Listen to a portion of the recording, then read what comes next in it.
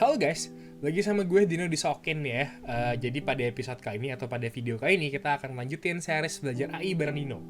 Di episode kemarin kita udah belajar tentang basic operation dan harusnya kita belajar juga tentang control flow. Tapi karena gue takut episode itu jadi kepanjangan banget, jadi gue pikir udah gue potong aja. Jadi control flow-nya akan kita bahas pada video kali ini.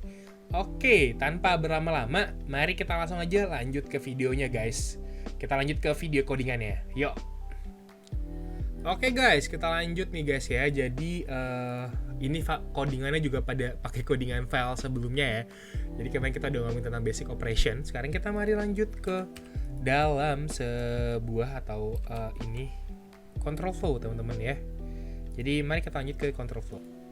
Nah, ini kita tulis control flow. Jadi sebenarnya control flow itu adalah sebuah proses untuk mengontrol sebuah flow. Nah, gue tulis itu ya. Jadi control flow itu adalah sebuah metode atau proses nih ya, metode atau proses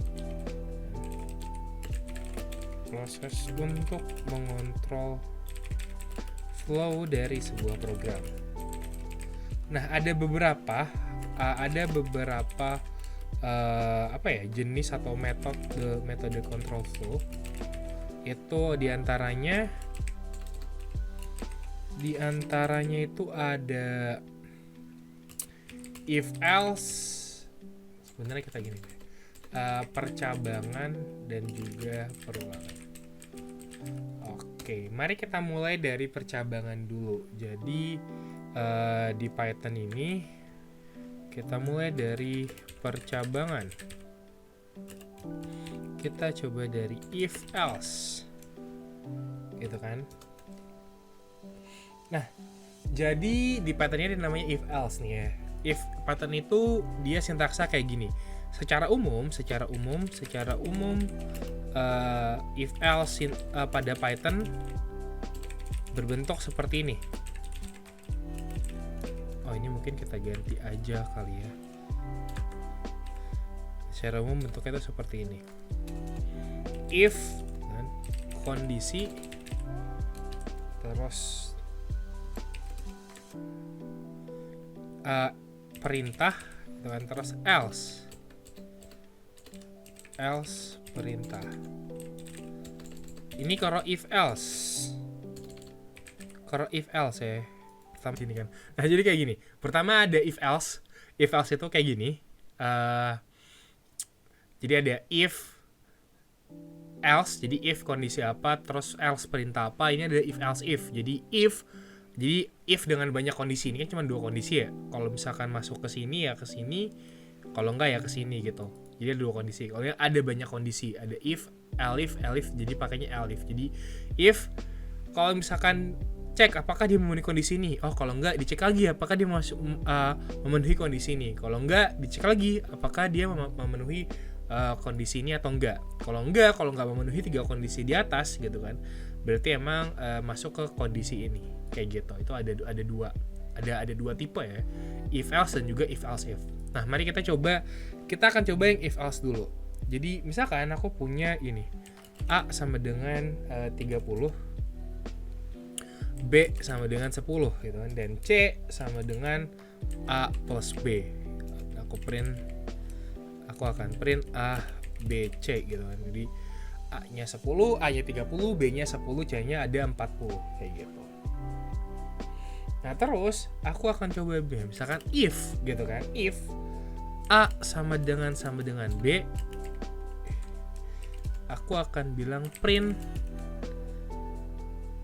A sama dengan B.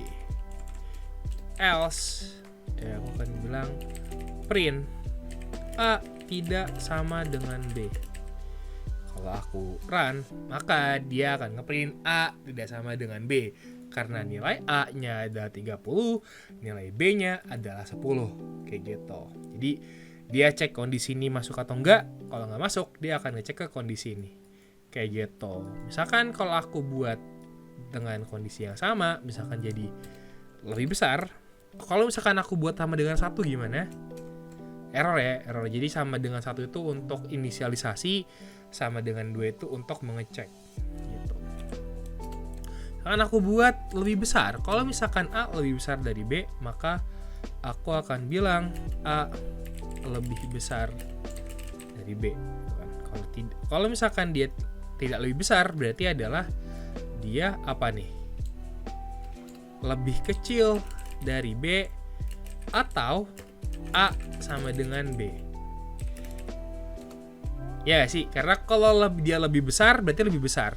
Berarti kalau A nggak lebih besar dari B, berarti ada dua kemungkinan. Di antara dia lebih kecil dari B, atau A sama dengan B, gitu kan. Nah, di sini karena A-nya 30, B-nya 10, berarti masuknya ke sini. Kalau misalkan aku ganti, misalkan A-nya 5, gitu kan, maka masuknya ke bawah, gitu. Jadi A lebih kecil dari B, atau A sama dengan B, gitu. Nah, sekarang kita akan coba misahin yang ini. Ini kan ada dua kemungkinan ya. Ini kalau ini udah pasti lebih besar. Tapi kalau ini kan ada dua kemungkinan, dia bisa lebih kecil atau enggak sama dengan. Nah, sekarang kita akan coba misahin kondisi yang di bawah. Pakai else if. Jadi misalkan if A kurang dari B, gitu kan, berarti dia lebih kecil. Ya, aku copy aja. Aku cut. Nah, berarti kalau misalkan gini, kalau misalkan A lebih besar daripada B, berarti kita akan print A lebih besar dari B. Kalau A kurang dari B, dia akan print lebih kecil dari B. Berarti yang else-nya adalah kalau dia nggak lebih besar ataupun lebih kecil. Berarti jatuhnya adalah A sama dengan B. Kan. Ini, misalkan kalau aku tulis di sini A-nya 5, maka dia akan sama dengan B. Berarti kalau misalkan if-nya kayak gini, dia akan ngecek apakah masuk ke kondisi ini. Kalau dia masuk, berarti dia akan ngelakuin perintah ini, gitu kan. Kalau nggak masuk, dia cek apakah memenuhi kondisi ini. Kalau nggak masuk, dia akan menjalankan perintah ini, gitu kan. Nah, di if juga itu kita bisa memakai lebih dari satu kondisi. Contoh kayak gini. If A lebih besar dari B, gitu kan. Dan misalkan C lebih besar dari A. Print A lebih besar dari B dan C lebih besar dari A, gitu kan. Dan misalkan elif, gitu kan, elif B lebih kecil dari C atau C lebih besar daripada B. Nah, ini kita bisa print B lebih besar, B lebih kecil daripada C atau C lebih besar dari A. Ini jangan salah nih. Ini atau gini aja, atau ini atau C aja deh. Udah C lebih besar dari, enggak, ini C sama dengan B. Enggak, C sama dengan A. Atau C sama dengan A. Nah, jadi kita bisa naruh dua kondisi di sini. Jadi kondisi yang pertama, gitu kan, dia akan masuk ke kondisi ini, akan menjalankan perintah ini ketika nilai A lebih besar daripada B dan C lebih besar daripada A. Jadi kedua kondisi ini tuh harus terpenuhi. Jadi N, dua-duanya itu harus terpenuhi. Jadi misalkan, kalau misalkan kita punya A-nya sama dengan 10, B-nya sama dengan 5, dan C sama dengan 20, ini dia akan masuk dari sini, akan masuk ke sini karena kondisi dua-duanya itu terpenuhi, gitu kan? Kondisi dua-duanya terpenuhi. A-nya lebih besar dari B dan C-nya lebih besar daripada A. Nah, sedangkan kalau OR, gitu kan, kalau OR itu salah satu aja harus terpenuhi. Jadi nggak usah dua-duanya. Itu salah satu saja. Kayak gitu. Jadi salah satu aja itu terpenuhi, gitu kan. Itu dia udah bisa masuk ke dalam kondisi ini. Contohnya, misalkan kalau gue ganti misalkan itu kan B kurang dari C. Misalkan B kurang dari C.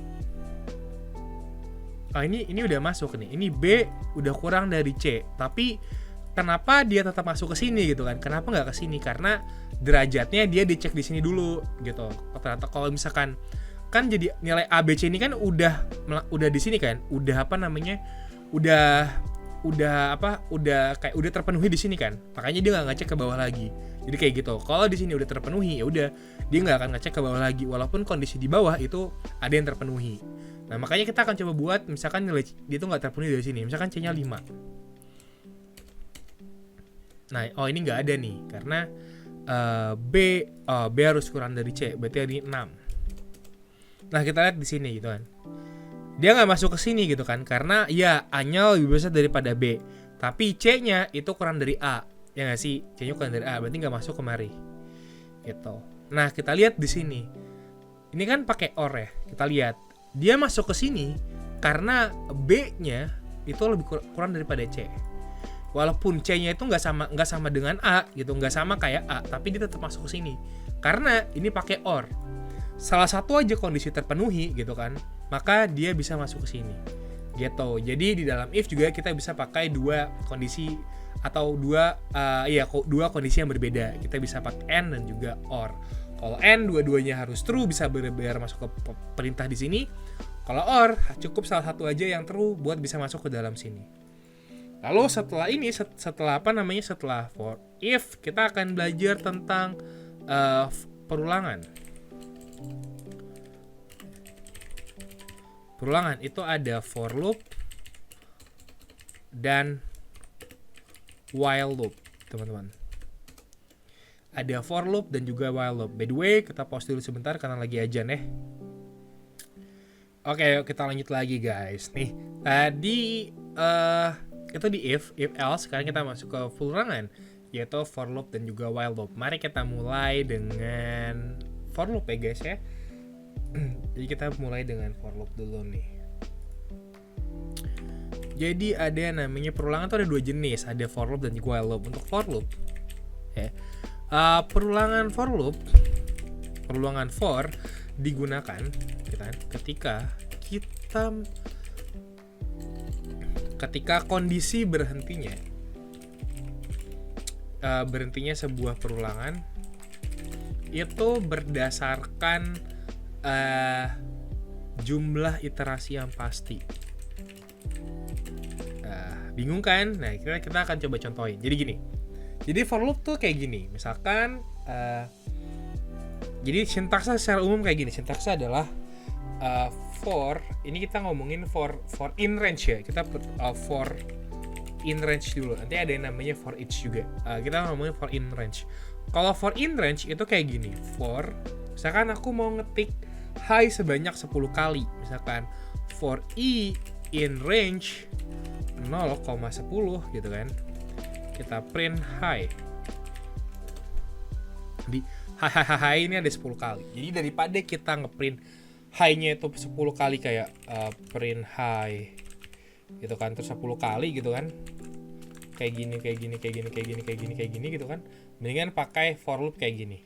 Jadi for i in range gitu kan, itu dia akan melakukan loop sebanyak 10 kali dari sini, dari i 0 sampai i ke 9. Karena kalau misalkan kita print i-nya di sini gitu kan, dia ngeloopingnya adalah dari 0. Jadi dari batas atas gitu kan sampai batas bawah -1 gitu. Berarti kalau di sini dari 0 sampai 9, sampai 10 min 1 which is 9 kalau for in range gitu.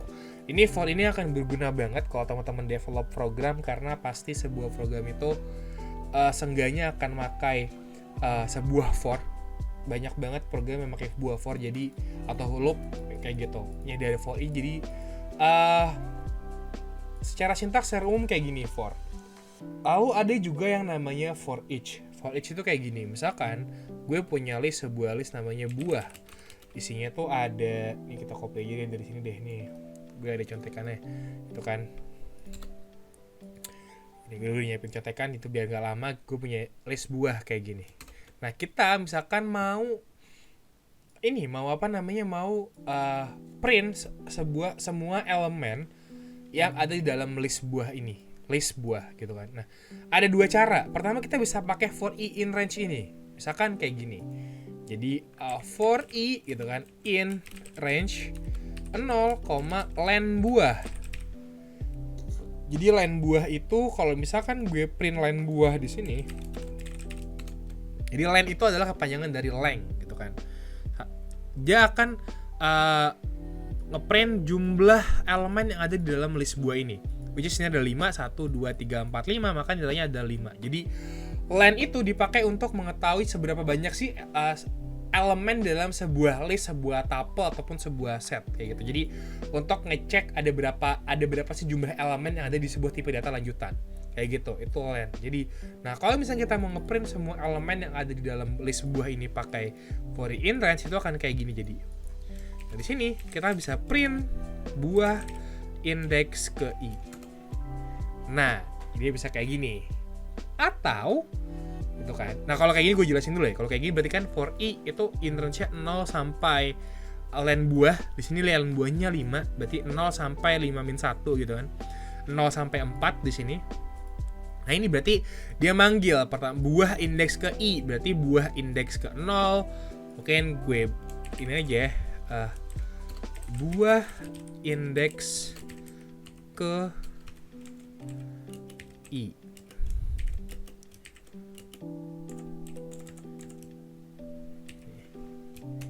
Nah ya, buah indeks ke 0, ke 1, ke 2, ke 3, ke 4 kayak gitu. Itu kita bisa pakai for in range. Atau cara yang kedua itu kita bisa pakai for each. Jadi for kita ada for ya, for each. Jadi ya for kan elemen in buah misalkan kita bisa print ele. Nah, kayak gini.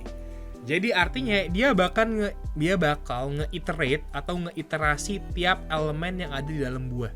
Makanya namanya for ele in buah. Maksudnya adalah untuk tiap elemen yang ada di dalam buah. Kayak gitu. Jadi nanti si ele ini akan mewakilkan elemen di dalam buah. Ini sebenarnya namanya bebas ya, enggak harus ele. Bisa elemen gitu kan. Ini namanya bebas. Kayak gitu. Tapi kalau ini buahnya itu udah harus adalah sebuah list ya. Kayak gitu. Nah, itu adalah ada dua for. Jadi for i dan juga for each. Nah, tadi yang tadi gue bilang, for itu dipakai ketika kita tahu kapan kondisinya perulangan itu berdasarkan jumlah iterasi yang pasti. Contohnya kayak gini. For ini akan berhenti ketika jumlah i-nya itu iterasinya udah sebanyak panjang buah. Panjang elemen yang ada di buah. Kayak gitu. Sama juga ini. For ini akan berhenti ketika nilai i-nya itu sama dengan 9 atau sama dengan 10 min 1 gitu. Nah, for ini berhenti ketika kita udah nyampe elemen pada akhir buah gitu. Jadi kita tahu iterasi itu akan berapa banyak. Itu for.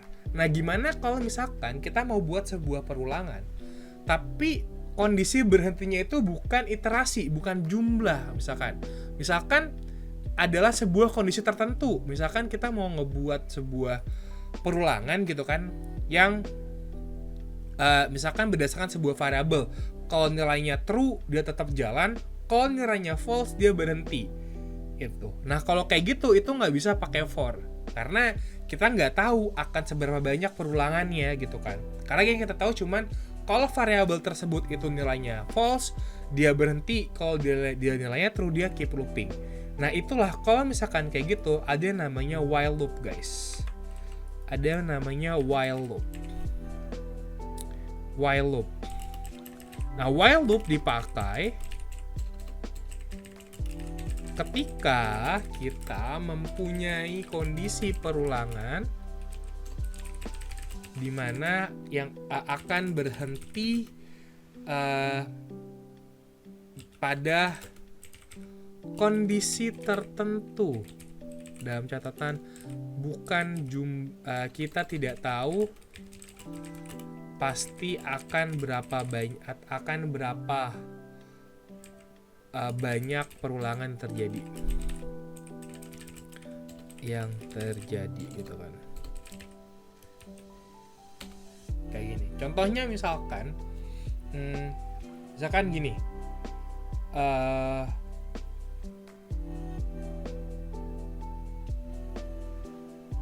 misalnya gini, ada namanya input. Jadi misalnya gue mau ngambil sebuah input, misalkan input gini. Jadi di Python itu kita bisa masukin input. Misalkan input gitu, input masukkan kata, misalkan kayak gini. Ini nanti kalau ini yang terjadi adalah kita memasukkan sebuah input, misalkan halo. Jadi kita di sini print kata deh. Print kata. Misalkan kita masukkan halo, berarti kata yang kita masukkan itu adalah halo. Kayak gini, guys. Nah, terus kita mau buat kondisi, misalkan kita mau buat sebuah perulangan misalkan gitu. Kita mau buat sebuah perulangan kayak gini misalkan. Ini kita hapus, misalkan kita while gitu kan. Kata gitu tidak sama dengan berhenti. Kita akan terus minta masukin ini. Kita akan print katanya. Terus kita print belum bisa berhenti. Gitu kan. Terus kita masukin aja kata sama dengan input. Masukkan kata kayak gini, guys. Jadi bentuknya nanti akan kayak gini. Nah, misalkan ini kalau gue run, gue masukin kata halo misalkan. Nah, halo belum bisa berhenti, apa kabar gitu kan. Hai, ini dia nggak berhenti. Nah, ini baru berhenti ketika kondisi yang di sini tuh terpenuhi. Ketika kondisi yang di sini tidak terpenuhi. Contoh gini, halo. Cek, pertama kita masukin katanya halo gitu kan. Dicek di sini, apakah halo tidak sama dengan berhenti? Oh iya nih, benar. Ternyata halo itu tidak sama dengan berhenti gitu. Nah, kalau misalkan halo itu tidak sama dengan berhenti gitu kan, berarti dia akan melakukan yang di sini gitu kan. Dia akan melakukan yang di sini. Kayak gitu. Jadi kalau misalkan kondisi yang di sini true, berarti dia akan melakukan kondisi yang di sini, perulangan dari sini. Ini akan berhenti ketika kondisi yang di sini tuh benar-benar false. Contohnya, kalau aku bilang ini berhenti gitu kan, maka dia akan berhenti. Kenapa berhenti? Karena kondisi yang di sini itu dia nilainya false. Gini kan dia bilang kata tidak sama dengan berhenti kan. Sedangkan ketika aku masukin kata berhenti, berarti nilai katanya jadi berhenti gitu kan. Berhenti itu kan ya sama aja kayak berhenti, kayak gitu gak sih? Jadi kayak kondisi yang di sini false, makanya perulangan di sini tuh berhenti. Nah, ini salah satu kegunaan while loop. Kalau kita mau melakukan sebuah perulangan, tapi kita nggak tahu akan seberapa banyak perulangan terjadi, tapi kita tahu kondisi pasti berhentinya kapan. Contohnya kayak gini gitu kan. Gue nggak tahu akan seberapa banyak nih looping akan terus berjalan gitu kan. Tapi yang gue tahu ketika gue masukin kata berhenti gitu kan, itu dia berhenti kayak gitu, stop loopingnya. Nah, makanya gue bikin kayak gini gitu. Nah, jadi kayak gitu guys untuk while ini ya guys ya, kayak gitu. Nah, di Python tuh nggak ada do while, adanya while do doang gitu kan. Jadi kita cuma bisa pakai while gini aja. Jadi kalau mungkin kalau di bahasa itu lain tuh adanya while do dan do while, tapi di Python cuma ada satu while aja. Nah, kayak gitu. Jadi conclusion-nya adalah untuk control flow itu ada if else. Kalau if itu kayak gini bentukannya gitu kan. Kalau ini if 1 2 kondisi, kalau nggak ini ya ini gitu kan. Kayak gini gitu kan. Nah, ini untuk if dengan banyak kondisi pakainya elif gitu kan. Dan di sini kita tahu kalau if ternyata tuh bisa ada kondisinya kayak and dan juga or. Dan ini juga for, ada perulangan juga, ada for loop dan juga while loop gitu kan. Kalau for itu digunakan ketika kita tahu kondisi berhenti sebuah perulangan itu berdasarkan jumlah iterasi yang pasti, for loop gitu kan. Sedangkan while loop itu kita gunakan ketika kita punya kondisi perulangan itu akan berhenti. Kita tahu nih ya, perulangan itu kapan berhenti, tapi kita nggak tahu akan berapa banyak perulangan yang terjadi. Itu pakainya while. Oke. Jadi segini teman-teman untuk episode kali ini, gitu kan. Untuk teman-teman jangan lupa kalau suka jangan lupa like videonya. Kalau punya saran jangan lupa komen di video ini. Dan kalau teman-teman mau nantikan lagi episode-episode selanjutnya, jangan lupa subscribe dan nyalain channel lonceng notifikasinya teman-teman ya. Kayak gitu. Nah, di episode selanjutnya kita akan belajar apa? Kita nanti ya. Tunggu aja dulu di video selanjutnya kita akan belajar apa nih. Bye-bye.